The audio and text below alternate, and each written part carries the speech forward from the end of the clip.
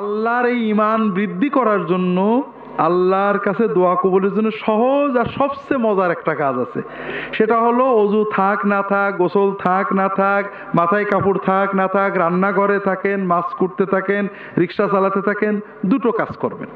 একটা হলো আল্লাহর জিকির করবেন, দরুদ পড়বেন, আর একটা হলো দোয়া করবেন। দোয়া মানে হাত তুলতেও জরুরি না।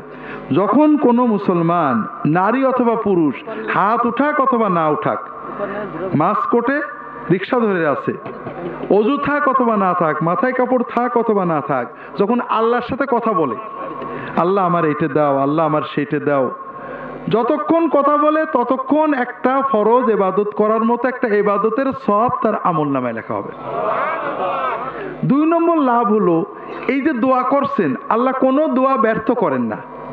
আপনি যা চাবেন, আল্লাহ এবারে ভর্তি পরীক্ষা দিছি, আল্লাহ এবার পরীক্ষা দেবো, আল্লাহ একটা চাকরি করছে, আল্লাহ আমার ছেলেটার এই অবস্থা এটা করে দেওয়া, এটা আপনি আল্লাহর সাথে বিড়বিড় করে কথা বলছেন, মনে মনে কথা বলছেন।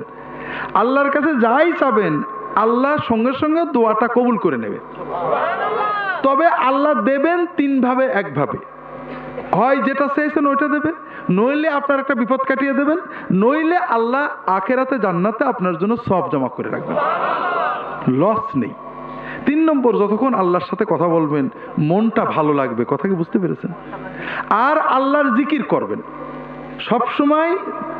জিকির, দোয়া, দরুদ শরীফ পড়ার জন্য অজু করা জরুরি না, গোসল করা জরুরি না, টুপি মাথায় দেওয়া জরুরি না, মেয়েদের মাথায় কাপড় দেওয়া জরুরি না, পাকসা পাওয়া জরুরি না।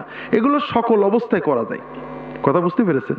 এতে ঈমান মজবুত হয়, আল্লাহর দিকে মন যায়, দোয়া কবুল হওয়ার মতো পরিবেশ তৈরি হয়। কথা কি বুঝতে পেরেছেন? কাজেই প্রত্যেকেই নিজের মতো দোয়া করবেন, সবসময় দোয়া করবেন, আল্লাহর কাছে চাইতে কৃপণতা করবেন না, আল্লাহ চাইলে দেন।